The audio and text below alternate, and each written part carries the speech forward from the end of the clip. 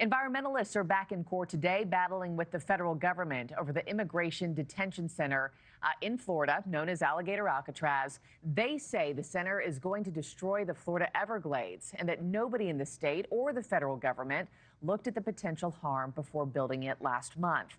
NewsNation's Xavier Walton joins us live with that story. Xavier, take us into today and what the goal of the hearing is. Markie, good morning. Well, the goal, stop operations and any further construction. Environmental groups have taken, this fight from Alligator Alcatraz into the courtroom, which is going to continue here in the next hour or so. Lawyers for two conservation groups and the Miccosukee tribe of Indians are in federal court for a second day arguing state and federal agencies violated environmental law while constructing the detention center in the Florida Everglades. You're seeing it here. They're calling for a federal judge to issue an injunction to cease operations, saying the wetlands are home to protected animals and plants, and that the facility reverses billions of dollars worth of environmental restoration. The lawsuit claiming Alligator Alcatraz has essentially ignored a review process required by the National Environmental Policy Act. This is a very common sense law that requires the government to look before it leaps, to analyze the environmental impacts, to do an environmental impact study, to take public comment, to consider alternatives, and none of that was done at so-called Alligator Alcatraz. So a second lawsuit was filed by a civil rights group saying the rights of detainees are being violated.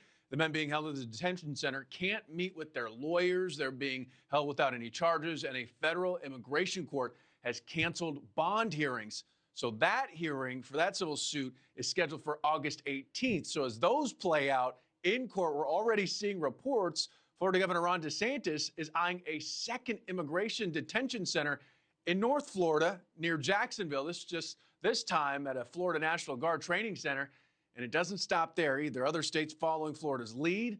States like Indiana in the early stages with its so-called Speedway Slammer. DHS announcing authorities will be expanding the Miami Correctional Facility in Bunker Hill, Indiana by 1,000 beds. I am happy that governors are stepping up wanting to help with this because interior enforcement's their responsibility too. They see what happened to all the U.S. citizens that were attacked by people not supposed to be here. DHS says this was made possible thanks to funding from the One Big Beautiful Bill, with additional states in talks all ready to rapidly expand detention space, Markie. Yeah, other states across the country watching how this all plays out quite closely. Xavier Walton, thanks so much. Thank you for watching. Subscribe below and download our NewsNation app right now on your phone, and you will get fact-based, unbiased news for all Americans.